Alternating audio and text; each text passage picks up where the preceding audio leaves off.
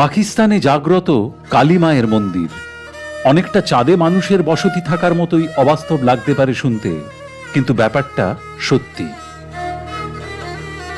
পাকিস্তানের খনিজ পদার্থ সমৃদ্ধ প্রদেশ বালুচিস্তানের বুকে কালাট শহরেই আছে এই কালী মন্দির, যেখানে আজও মহাসমারোহে মা কালীর পুজো হয়।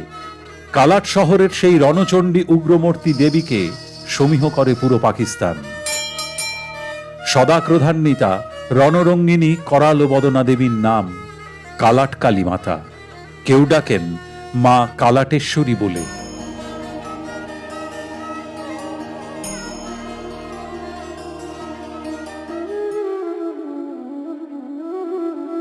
পাকিস্তানে থাকা বেশিরভাগ হিন্দু মন্দিরের আজ আর কোনো অস্তিত্ব নেই, কিন্তু কোনো এক অজ্ঞাত কারণে রয়ে গিয়েছে এক প্রাচীন কালী মন্দির।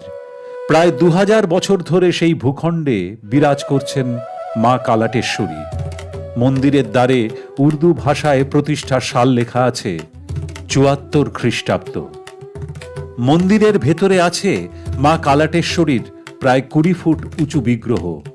ভক্তদের আতিশয্য থেকে বিগ্রহকে আলাদা রাখার জন্য বিগ্রহটি কাঁচ দিয়ে ঘিরে রাখা আছে। মা কালী এখানে দশভুজা। 10টি হাতে তিনি ধরে রয়েছেন গদা, তরোয়ারি, ঢাল, শঙ্খ, খড়গ, ত্রিশূল, চক্র, ধনুক, নরমুণ্ড ও খঞ্জর। রণসাজে সজ্জিতা কালীমাতা এখানে নীলবর্ণা।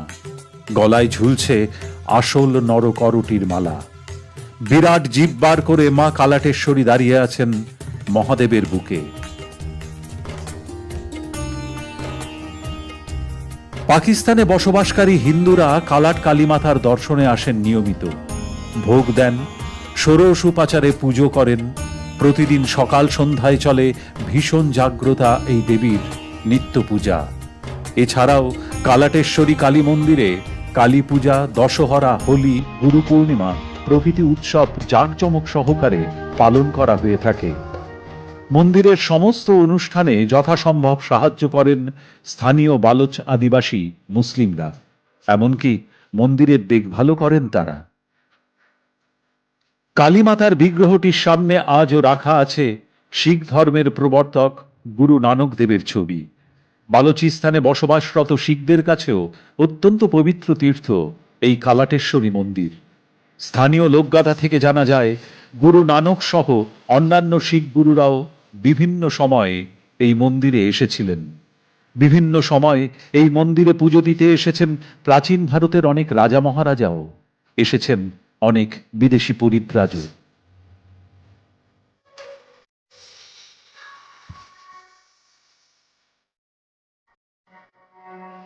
1947 সালে ভারতবর্ষ স্বাধীন হওয়ার পর দলে দলে হিন্দুরা বালুচিস্তান ছেড়েছিলেন, অথচ বালুচিস্তানের অর্থনীতিতে হিন্দুদের অবদান কোনোদিনই অস্বীকার করা যাবে না।